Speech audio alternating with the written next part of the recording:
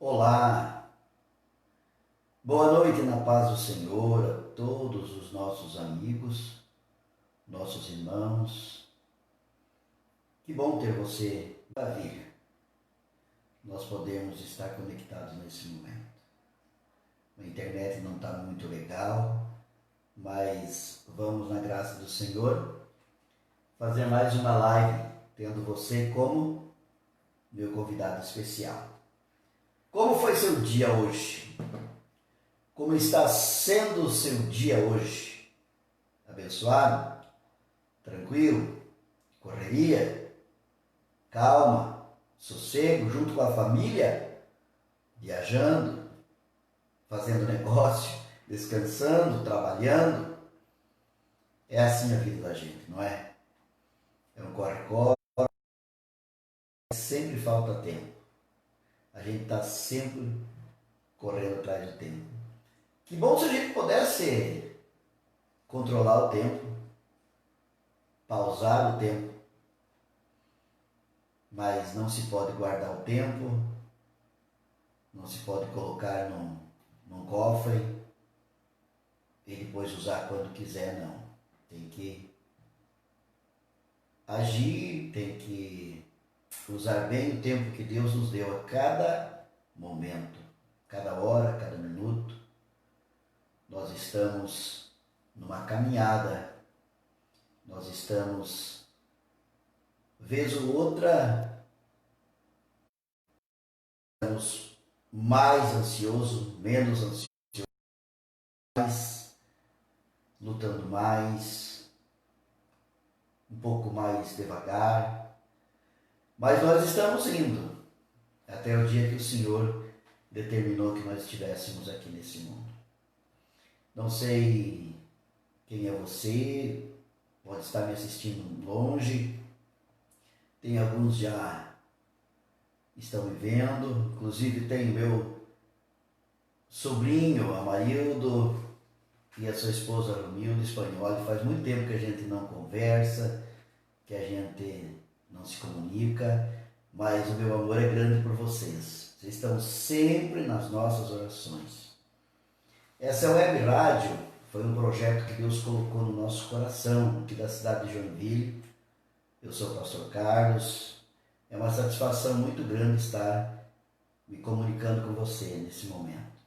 Quero que Deus abençoe a tua vida, que você seja abençoado mesmo em todos os teus projetos, tua família, com bastante saúde, bastante progresso e, sobretudo, com bastante vigor para trabalhar e sempre ser agradecido a Deus por cada momento de vida que Ele nos dá. A gente é feliz assim mesmo. Uns Deus dá uma cruz mais pesada, outros menos pesada. Mas o certo é que a mais pesada foi Jesus que levou. Então, por mais que seja pesado, difícil de nós carregarmos a nossa cruz, nunca vai se comparar àquela que Jesus levou. Então, quando a gente quer meio que desfalecer, a gente quer meio que largar a cruz, parece muito pesado, a gente tem que lembrar que Jesus, sendo Deus, o Filho de Deus, Ele nunca deixou a cruz de lado. Ele sempre carregou a cruz e nunca olhou para trás. Sempre foi avante, porque essa era a missão que ele recebeu do Pai. Eu quero compartilhar com vocês, meus amigos, meus irmãos, meus parentes queridos, você que gosta, você que ama, que você acredita em Deus, acredita em Jesus, no seu sacrifício. Eu quero falar sobre Jesus mesmo, Jesus e dois personagens bem distintos na Bíblia, que nós encontramos no Evangelho de Jesus Cristo, segundo escreveu o evangelista Mateus, no capítulo 26 e depois no 27. Dois personagens, Pedro e Judas. Nós vamos ver que esses dois moços, esses dois discípulos, os dois foram escolhidos por Jesus. Os dois estavam no ministério terreno de Jesus. Os dois viram maravilhas que Jesus fez, curando, sarando, alimentando as multidões. Mas duas pessoas bem distintas, bem diferentes com relação à sua comunhão com Cristo. Pedro era aquele discípulo mais afoito. Pedro frequentemente ele estava errando. Ele parece que não contava nem até 3, até 5. Às vezes diz para a gente, conta até 10 antes de tomar uma decisão, né? Pedro parece que não contava nem até 5. Aí frequentemente ele colocava os pés pelas mãos e fazia coisa errada. Aí ele se humilhava, via o erro. Mas quantas vezes também Pedro foi aquele discípulo que experimentou umas experiências muito incríveis com Jesus. Por exemplo, que é que ia jogar um anzol pela fé num rio e ia pegar peixe com dinheiro dentro, na boca, aliás. Né? Mas Pedro fez isso. Certa vez, quando Jesus disse, alguém cobrou, chegou e instigou Pedro e disse assim, escuta, mas você, teu mestre, vocês não pagam o imposto do templo? E Pedro ficou meio que sem resposta e foi perguntar para Jesus. Jesus disse, não, claro que a gente vai pagar. Mas nós não temos dinheiro. Então faz o seguinte, pega teu anzol, vai no mar, lança o teu anzol e você vai pegar um peixe. Dentro delas vai ter 2 estátuas, 2 moedas. Que era exatamente o estátua, era a moeda do tempo. Você dá uma para você e outra para mim. Quem sabe se fosse eu ia dizer, mas Senhor, aonde? Que isso que eu vou usar? É de noite que eu vou pescar? É de tarde ou de manhã cedo? Quando que eu vou conseguir pescar? Mas Pedro saiu. Quer dizer, a fé foi tremenda. Ele saiu, foi no lugar que pôde, lançou o anzol, não demorou muito, ele pegou um peixe.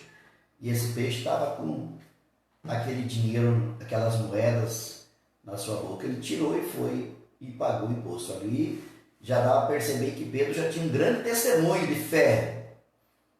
Eu acho que ele contava essa história para os outros discípulos e todo feliz, quem sabe até um misto de orgulho, né? Outra vez Jesus mandou eles atravessarem o mar da Galileia e aí Jesus ficou orando e eles no meio do mar, naquela viagem, veio uma grande tempestade e eles estavam apavorados. Porque o mar estava bem revolto. E aí Jesus, então, começa a andar por cima do mar, de madrugada, e aí vai ao encontro deles. Eles ficaram tão apavorados, achando que era fantasma. Eu não sei qual é a concepção de fantasma que eles tinham naquela época, mas eles ficaram apavorados, pensando que era um fantasma. Aí, quando Jesus pediu para eles ficarem calmos, que era ele que estava chegando, aí Pedro, afoito novamente, falou, Senhor, se é o Senhor mesmo, então manda que eu vá aí ao seu encontro. Jesus disse, pode vir. E o Pedro, não sei se ele se jogou, não sei se ele saiu andando, enfim, ele foi. E conseguiu andar por cima das águas. Mas quando ele estava próximo de Jesus, eu acho que ele tirou o olhar de Jesus, ele ficou apavorado, porque as ondas estavam bem revoltas, o mar estava revolto, e de repente a fé do Pedro foi lá embaixo, e ele se deu de conta, falou, agora eu vou afundar, agora. Pediu socorro para Jesus, Jesus chegou perto dele, levantou a mão e disse para ele ter mais fé. Foi um teste. Ninguém quis descer, só o Pedro. Falhou, porque deixou de olhar para Jesus, ficou com medo das ondas, mas é natural do ser humano isso. Jesus entendeu, só falou, Pedro, você tem que ter mais fé. Então nós aprendemos que para ir até Jesus precisa ter fé. Receber alguma coisa de Deus, precisa ter fé. A Bíblia diz que sem fé é impossível agradar a Deus. Então Pedro era esse discípulo. Aliás, ele, Tiago e João, era aquele que os teólogos chamam de grupo de elite de Jesus, né? Muitos dos milagres, alguns dos milagres, Jesus só levou os 3. E eles eram, então, aquela equipe de frente de Jesus, os 3. Tiago e João eram irmãos, pescadores também, e Pedro. Mas Pedro era aquele rapazinho que sempre, quando Jesus perguntava uma coisa, ele era o primeiro a responder. Às vezes levava uma reprimenda, mas ele estava sempre disposto, ele estava sempre parece com o pavio aceso. E esse discípulo certa vez Jesus disse que iria negar ele. Jesus estava caminhando para Jerusalém, e é interessante que um pouco antes, eu não sei se um dia ou horas antes, quando Jesus estava no monte, Jesus fez aquela pergunta bem interessante para os discípulos. Falou: vocês andam caminhando por aí, o que as pessoas falam a meu respeito? O que eles estão dizendo que eu sou? Aí eles diziam: olha, algum por aí diz que o senhor é o profeta Jeremias, outro é o profeta Isaías, enfim, falaram alguns dos discípulos. Aí Jesus disse: mas e para você, ou para vocês, o que eu sou? Aí Pedro rapidamente diz: tu és o Cristo, filho do Deus vivo. Aí Jesus também disse: muito bem, você respondeu bem. Também eu afirmo que você é Pedro. Pedro é um fragmento de pedra. Você é Pedro, e sobre essa afirmação que você está fazendo, não era sobre Pedro, é sobre a afirmação do Pedro, que Jesus era o Cristo, filho de Deus. Sobre a tua afirmação eu vou edificar minha igreja, e as portas do inferno não vão prevalecer contra ela. E o Pedro ficou muito feliz. Aí eu acho que ele se inchou um pouco, ele, como diz por aí, ele se achou, e aí Jesus começa a caminhar para Jerusalém. E lá pelas andanças, Jesus começa a dizer: olha, o Filho do Homem, ele próprio, olha, eu vou para Jerusalém, mas eu vou ser preso, eu vou ser judiado, e por fim eu vou ser crucificado. Mas eu vou ressuscitar no terceiro dia. Pedro se adianta, e aquele orgulho ainda inflado nele, ele começa a repreender Jesus, diz: não, Senhor, não deixe que aconteça isso, de maneira nenhuma vai te acontecer isso, não. Aí Jesus vira para ele e diz: para trás de mim, Satanás.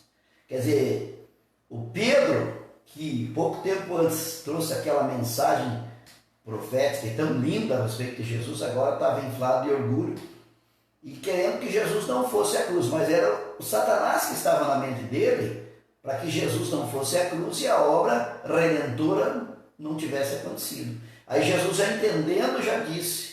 Aí eu começo a ficar imaginando o Pedro antes e depois disso. Quer dizer, antes ele estava tranquilo, todo feliz e orgulhoso, afinal de contas ele tinha falado uma coisa muito séria, uma mensagem profética muito interessante. Agora o Pedro, envergonhado, foi chamado de diabo. Quer dizer, Jesus não disse que o diabo era o Pedro, mas ele disse: para trás de mim, Satanás, porque ele compreendeu que o diabo estava usando o Pedro. Então esse é o personagem. E daí Jesus diz, começa a falar da sua morte, do seu sofrimento, e aí diz: olha, está escrito que se ferir o pastor, as ovelhas vão se dispersar. E quando me prenderem, todos vocês vão me negar. Aí Pedro, mais uma vez, se coloca em frente e diz: não, Senhor, diz, eu não. Todo mundo aqui pode ter negado, mas eu não. Se for preciso, eu vou até a morte com o Senhor. Aí Jesus: Pedro, eu vou te dizer uma coisa, preste atenção. Ainda essa noite, antes que o galo cante, você vai me negar 3 vezes.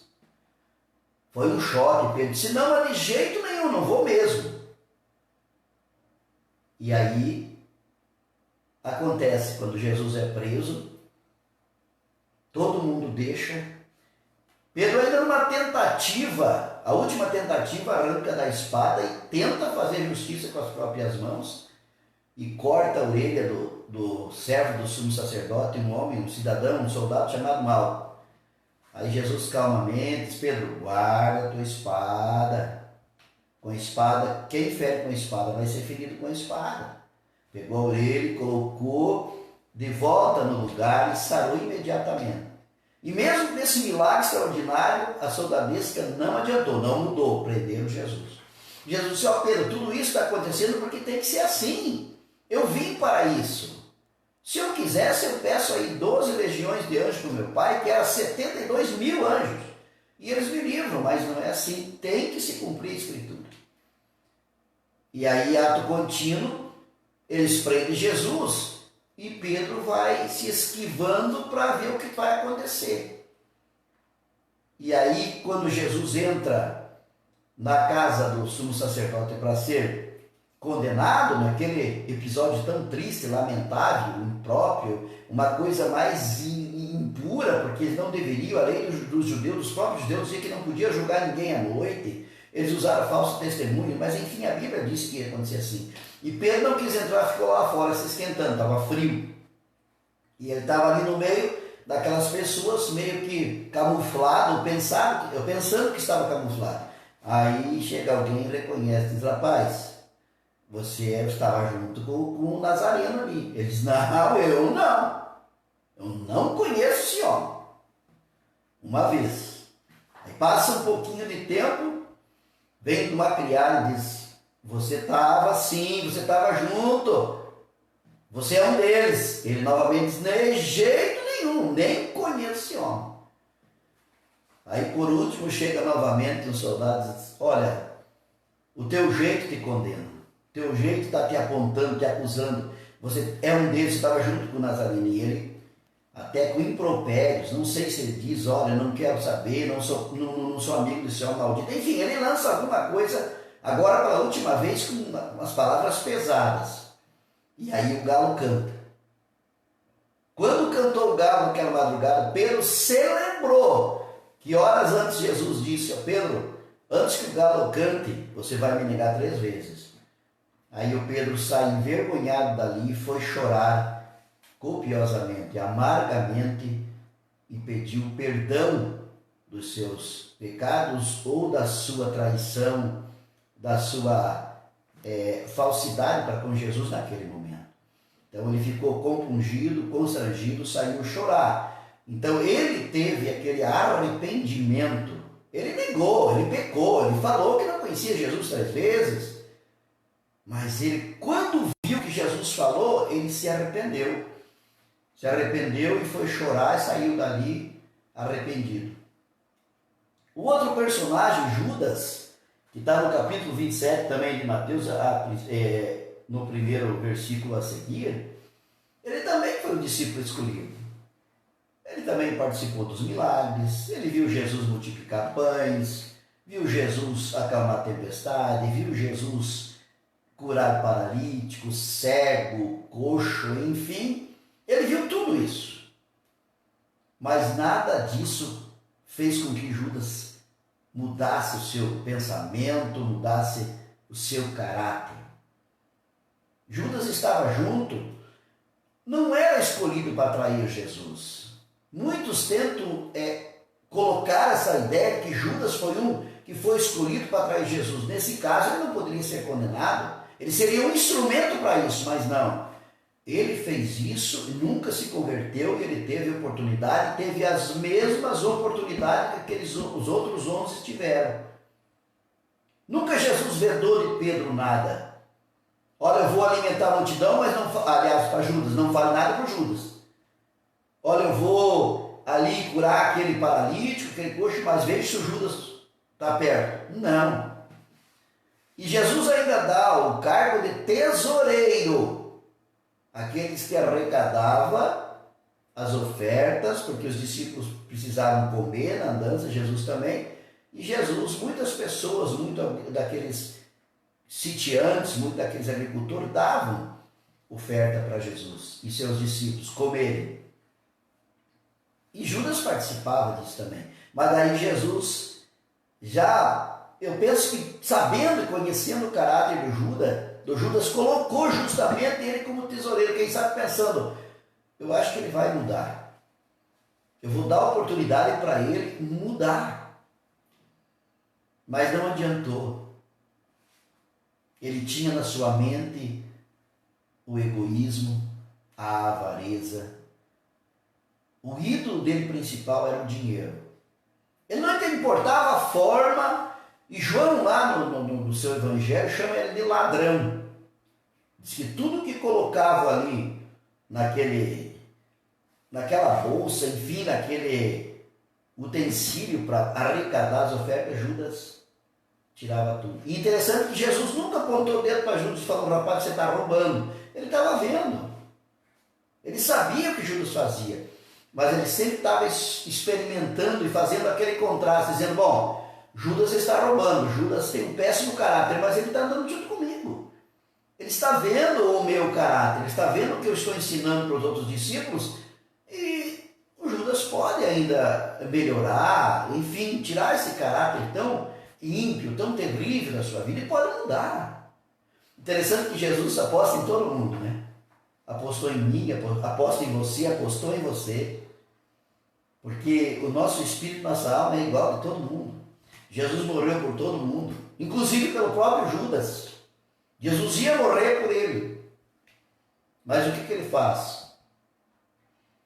Ele, sabendo que Jesus disse ou dizia, olha, eu vou ser crucificado, eu vou sofrer, para isso eu vim, não tem jeito, tem que ser assim mesmo. Aí o que o Judas faz? Alguns dizem que Judas tentou acelerar isso. Pode ser que ele tenha pensado, bom, já que vai acontecer isso mesmo, então eu vou ganhar o meu por fora, aí vou dar um jeitinho. Vai acontecer mesmo, ele disse que vai ser morto mesmo, então. Aí o que ele faz? Ele vai trair. De uma maneira muito vil, ele vai trair o seu mestre. E os religiosos da época, os sacerdotes, os escribas, estavam sempre de olho, esperando a oportunidade para prender Jesus. E aí o que Judas faz à noite? Vai e entrega. E diz para o sumo sacerdote, o que vocês querem me dar? Vocês querem me dar alguma coisa? O que você quer me dar? Eu vou entregar ele para vocês. E aí eles ofereceram 30 moedas de prata. 30 moedinhas de prata era o preço do escravo mais ruim. Aquele escravo que já estava numa idade bem avançada, aquele que estava com doença, enfim, aquele que não tinha uma força laboral importante, esse era o último preço. Então, o escravo, o último da fila, o valor dele era 30 moedas de prata. E aí eles ofereceram, nós vamos te dar 30 moedas de prata. Mas já havia a profecia que era por 30 moedas de prata mesmo que eles iam ou venderam de Jesus. Alguns dizem que Daniel também foi vendido pelos seus irmãos por o mesmo valor. E Daniel chegou a ser governador do Egito. E Judas recebe aquele dinheiro e à noite, de uma maneira inescrupulosa, Jesus participa com os seus discípulos. É interessante isso, né? Jesus participa da última Páscoa e quando Jesus vai entrar para a Santa Ceia, que era o Novo Testamento, na Nova Aliança, porque a última aliança estava focada no Cordeiro de Deus, que era justamente Jesus, então ele encerra esse ciclo da Velha Aliança, porque ele foi o exemplo, o modelo de Cordeiro que era participante ou era aquele animal que se matava para comemorar a Páscoa. Então, como Jesus era o Cordeiro de Deus, e estava tudo, ele era, lá no passado ele era tipo, agora ele é o antítipo desse Cordeiro, então ele cumpre nele mesmo, então ele encerra a Páscoa e vai começar a Santa Ceia, começando a Nova Aliança, o Novo Testamento. E o que acontece? Então, Judas, naquele momento, Jesus, antes de servir a Santa Ceia, enquanto estava na Páscoa, Jesus começa a dizer, diz, olha, um de vocês vai me trair. E aí todo mundo começa a se perguntar, né? Veja que Judas era tão capcioso, Judas era tão... Ele era um ladrão tão perfeccionista que nenhum discípulo não imaginava. Aí começaram a se perguntar, mas será que sou eu? Outro dizia, mas sou eu? Sou eu? Aí Jesus diz, é o que coloca a mão comigo no prato ou naquele recipiente que ia servir o pão. E aí Judas pergunta, mas sou eu, Rabi? Ele diz, você que está dizendo. Agora o que você vai fazer, faça ligeiro, faça. E João nos informa que naquele momento Judas saiu e foi trair Jesus. Quer dizer, veja o domínio que Satanás estava no coração dele. Não adiantou nem o próprio mestre dizer para ele, falar que ele ia trair. E dizer para ele, olha, reveja os teus conceitos, reveja a tua atitude. Você ainda tem oportunidade de cair fora disso. Ele não. Porque João disse que o diabo entrou no coração dele, aliás, já estava, né? Mas agora agitou o coração dele, ele foi e vendeu Jesus pelo aquele preço tão insignificante. E acontece que os soldados pegam Jesus, quando ele vai, com um beijo ele traz Jesus, Jesus sabia de tudo. Aí ele identifica Jesus e diz para os soldados, aquele que eu beijar, então é esse mesmo, pode pegar, pode prender. E ato contínuo eles fizeram exatamente isso, pegaram, prenderam Jesus e levaram Jesus para ser julgado de uma maneira completamente distorcida, impura, avessa, e faz tudo aquilo, arruma um testemunho mentiroso, enfim, eles queriam arrumar algo para crucificar Jesus. E aí então eles pegam, começam a judiar de Jesus. E quando Judas vê que a sentença vai ser colocada, o que que Judas faz? Se enche de remorso agora. Agora o remorso toma conta da vida dele. E o que ele diz é, olha, eu pequei traindo sangue inocente. Só isso. Veja a diferença do Pedro. Pedro negou, também pecou de uma maneira vergonhosa o seu mestre. Mas quando o galo canta na terceira vez que ele nega, ele vai fazer o que? Ele vai chorar. Ele vai, copiosamente ele chora, ele se arrepende mesmo. E ele recebeu o perdão naquela hora. E Judas ficou com remorso para fazer o quê? Não houve mais capacidade de perdão, porque ele não quis. Mesmo naquela hora, aí quando ele diz, pequei, eu traí o sangue inocente, se arrepende, vai lá e tenta devolver o dinheiro. E aí, claro, que os sacerdotes que estavam ávidos pelaquela oportunidade, dizem, olha, isso é problema teu. Nós não queremos saber de nada, nós fizemos um negócio, eu paguei, aí ele pega e jogou aquelas moedas dentro do templo. E a lei dizia que não poderia ser usado aquilo a não ser para comprar um cemitério. Aí eles pegam, então, aquelas moedas e vão comprar um campo, um cemitério, com aquele dinheiro, aquele dinheiro de maldição, de traição. E aí o que Satanás diz para Judas? Não resta mais nada para você. Em tese ele estava dizendo assim para Judas, olha, você fez o que eu pedi, agora eu não preciso mais de você. Agora não tem mais jeito, que é isso que o diabo faz na mente. Quando nós erramos e nós fazemos alguma coisa errada, o que Satanás tenta colocar na nossa mente?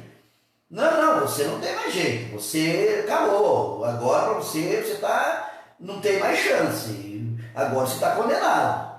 É sempre isso, que o nome dele, Satanás, já é acusador. E ele vive acusando. Hoje ele não chega mais na presença de Deus porque tem Jesus Cristo, então ele não passa por Jesus.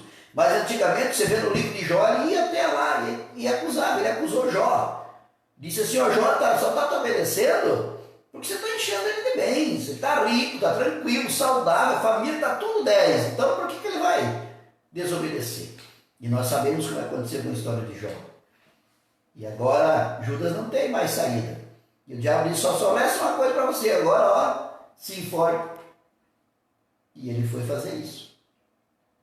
Não houve arrependimento, ele teve tanto tempo para se arrepender. Aí o que ele faz? Pega uma corda e ele se enforca, mas segundo alguns historiadores teólogos, o galho não aguentou com ele, já morreu, se rompeu o pescoço quando bateu na corda, mas arrebentou o galho, aquele galho caiu e furou as entranhas, o estômago dele, se derramaram no chão. Que coisa horrível, que diferença terrível entre um e outro. Ambos cometeram erro, ambos traíram Jesus, negando Jesus. Mas um alcançou arrependimento, porque se arrependeu mesmo. O outro teve só remorso. Na nossa vida odierna hoje, quantas pessoas que vivem com remorso, não é mesmo? Fazem alguma coisa errada, sabe? Lá um pouquinho a consciência acusa, a pessoa fica com remorso. Muitos dizem assim, não vou fazer mais. Por exemplo, uma pessoa que chega ébrio, bêbado, bate na esposa, bate nos filhos, quebra o que tem às vezes dentro de casa e diz assim, no outro dia, não vou fazer mais. Mas é um remorso. No dia seguinte vai fazer de novo. O drogado é a mesma coisa, aquele que se prostitui é a mesma coisa, o mentiroso é a mesma coisa, o que faz negócio errado é a mesma coisa. Eu não vou fazer mais, mas amanhã está fazendo de novo. Porque aquilo só trabalhou um pouquinho na mente, não desceu no coração. Não foi a Jesus para obter o perdão. E nós, na nossa capacidade humana, o que mais, ou seja, o limite onde nós chegamos é o remorso. Porque quando não compreendemos o poder de Deus na nossa vida, nós sentimos remorso. Não vou fazer mais, mas amanhã faz de novo. Agora, quando nos arrependemos de coração e sabemos que ferimos o Espírito Santo, magoamos Jesus, porque negando Ele, negamos o único caminho, o único jeito. Aí então, quando a gente se arrepende, diz, olha, se apresenta a Jesus e diz, olha, realmente eu pequei. Eu transgredi, eu falhei. Me perdoa. E Jesus sempre perdoa. Isso que é a coisa mais linda na obra da salvação. Jesus sempre está disposto a perdoar. Então, o pior pecado qual é? O da incredulidade. É não crer que Jesus pode perdoar. E também não crer que tem um juízo. Vai ter um julgamento. E a Bíblia é bem clara, se você ler o livro de Ezequiel, você vai ver que Jesus diz, Deus diz assim, jamais eu terei o inocente por culpado e culpado por inocente. Cada um vai ter que dar conta por aquilo que fez. Então, o pai não leva pecado de filho, o filho não leva pecado de pai, nem esposa de esposa e vice-versa. Cada um vai ter que dar conta dos seus atos. Agora, que bom termos um Jesus perdoador. Que bom sabemos que não importa o pecado que a gente faz, se haver realmente o arrependimento, se haver um desejo profundo no coração de dizer, eu não vou pecar mais, eu não vou fazer mais isso, porque eu estou ferindo em primeiro lugar o próprio Deus, depois eu estou fazendo mal ao meu coração, aos meus amigos, à minha família, enfim. Mas quando há só remorso não leva ninguém a Deus. Remorso é uma barreira, é apenas, parece que sai na mente na hora, mas ele não sai do coração. E Jesus é aquele cirurgião que ele quer primeiramente operar o coração, depois ele vai operar a mente. Eu não sei como está a tua vida, meu amigo, minha amiga, não sei. Eu sei que tem alguns já me assistindo. No começo dessa live estava a Marildo, a sua esposa, o meu sobrinho lá de Coronel Vivida, estavam participando dessa live e tal.